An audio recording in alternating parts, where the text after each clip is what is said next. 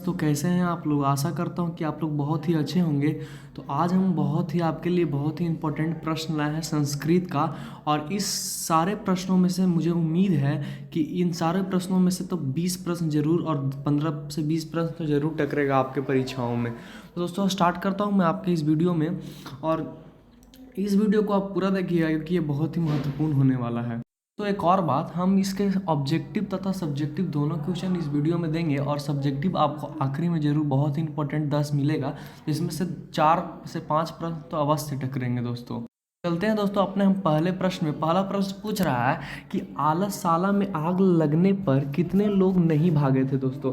तो कितने लोग, 4 आलसी थे तो 4 ही तो नहीं भागे थे, 4 ही तो बैठे रह गए थे कि कोई हमें बचा ले, पहला वाला कह रहा था।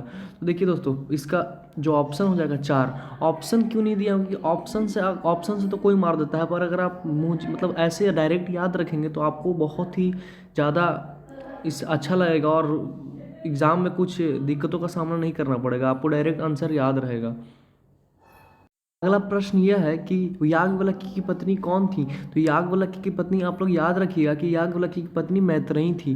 तो हम दोस्तों आगे बढ़ते हैं अपने 37वें प्रश्न की ओर। 37वां प्रश्न है दोस्तों कि महाभारत में किस लेखिका का उल्लेख किया जाता है। बताइए दोस्तों कि महाभारत में किस लेखिका का उल्लेख मिलता है। तो इसका राइट आंसर हो जाएगा दोस्तों सुलभा का। किसका दोस्तों, सुलभा का। बहुत ही महत्वपूर्ण प्रश्न, याद रखिएगा दोस्तों सुलभा। बढ़ते हैं अपने अगले प्रश्न की ओर। पूछ रहा है कि वर्तमान काल की संस्कृत लेखिका कौन थे।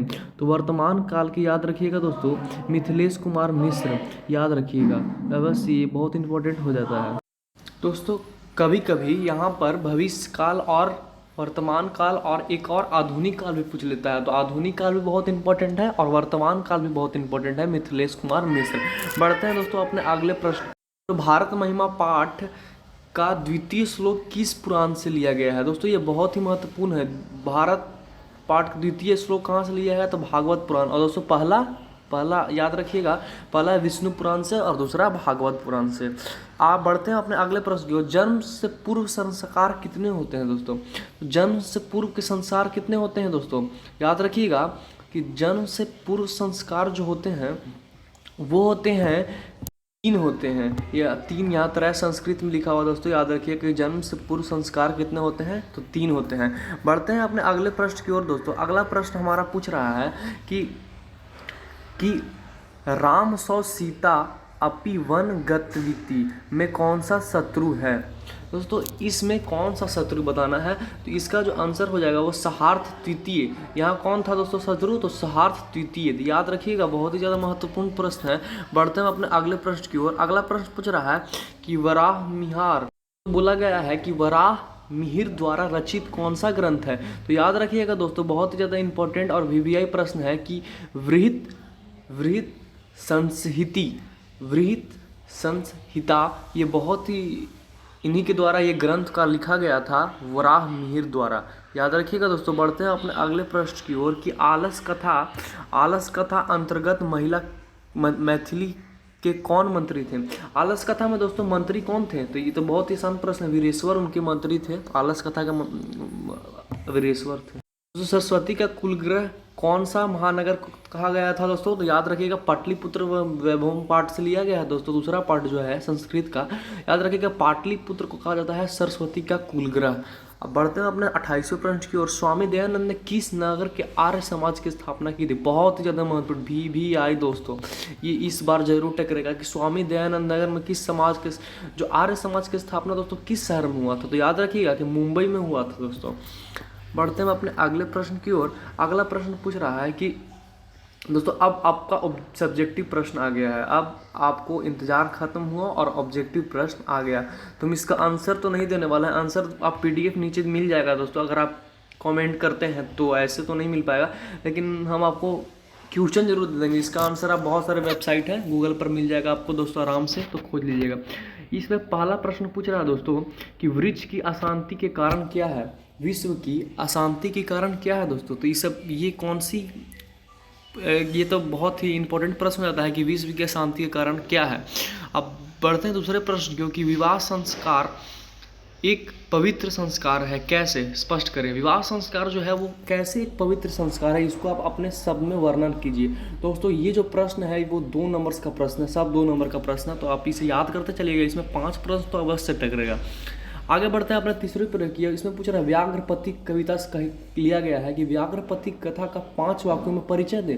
ये तो दोस्तों बहुत आसान होता है कि व्याघ्रपति कथा का 5 इसमें लेखक का नाम और उनके जन्म तथा उसकी थोड़ी सी कहानी का हिस्सा लेकर आप इसमें डाल दीजिएगा, आपका बहुत ही अच्छा मार्क्स मिल जाएगा।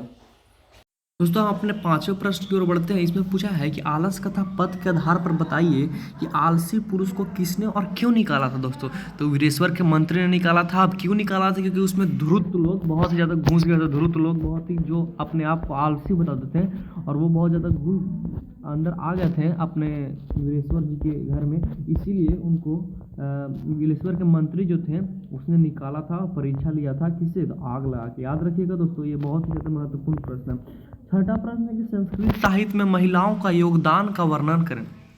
दोस्तों ये भी बहुत वीवीआई प्रश्न हो जाता है कि संस्कृत साहित्य में बहुत सारे महिलाओं का वर्णन किया गया है इस कविता में। तो आप किसी भी 2-3 कवित्री का नाम लिखकर और उसे थोड़ा सा कहानी का शीर्षक डाल देंगे तो इसमें आपका पूरा मार्क्स मिल जाएगा। बढ़ते हैं अपने 8वें प्रश्न की ओर।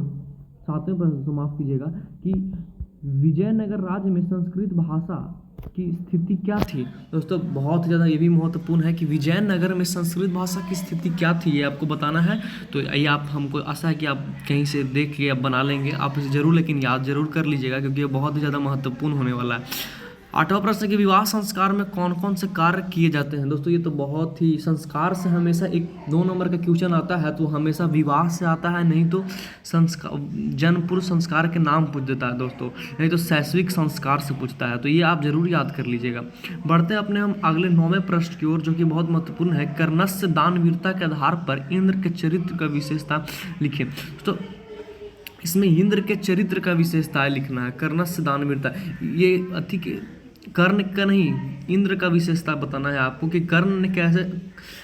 इंद्र ने कैसे कर्ण से अपनी चालाकी से कर्ण के कुंडल तथा मांगे थे और उनके चरित्र का थोड़ा सा वर्णन कर दीजिएगा। 2 मार्क्स का है तो 4 लाइन मिलेंगे दोस्तों। बढ़ते हैं अपने अगले प्रश्न की ओर दोस्तों। अगला प्रश्न है अपने 10वें प्रश्न की ओर। 10वां प्रश्न पूछ रहा है कि शास्त्र मनुष्यों को किन किन चीज़ों का बोध करता है। तो इसमें बताना है कि शास्त्र से मनुष्य किन किन चीज़ों का बोध करता है, शास्त्र जो है मनुष्यों को किन किन चीज़ों का बोध करवाता है, इसमें आपको लिख देना है। बढ़ते हैं अपने 11वें प्रश्न की ओर। 11वां प्रश्न पूछ रहा है कि विज्ञान की शिक्षा देने वाले शास्त्र का परिचय दीजिए। दोस्तों विज्ञान का शिक्षा जो देता है शास्त्र, उसके बारे में आप यहाँ पर परिचय दें। ज़्यादा नहीं दीजिएगा, 3 से 4 लाइन में दीजिएगा, आपका मार्क्स मिल जाएगा। यहाँ पर बहुत ज़्यादा महत्वपूर्ण प्रश्न हो जाता है। 12वां पूछ रहा है दोस्तों कि देवव्रत की प्रतिज्ञा क्या थी। ये देवव्रत की प्रतिज्ञा हमेशा आया है प्रश्न, तो आप इसे हम वीवीआई मानते हैं इसको और आप हमेशा जरूर याद करके जाइएगा। आई होप आपको ये वीडियो पसंद आया होगा और ये बहुत महत्वपूर्ण प्रश्न है तो इसका आप स्क्रीनशॉट ले सकते हैं। ले लिए दोस्तों, हम आगे बढ़ते हैं। इसका भी ले लीजिए दोस्तों, बहुत ही ज़्यादा सब्जेक्टिव तो बहुत ही ज़्यादा इंपॉर्टेंट है दोस्तों। आई होप आपको वीडियो पसंद आई थी और इस चैनल को सब्सक्राइब कर दीजिएगा दोस्तों, सब्सक्राइब कर दीजिएगा और बेल आइकन को दबा दीजिएगा क्योंकि आगे से जितना भी महत्वपूर्ण प्रश्न आएगा वो आपके पास पहले पहुंचेगा। Thanks for watching this video.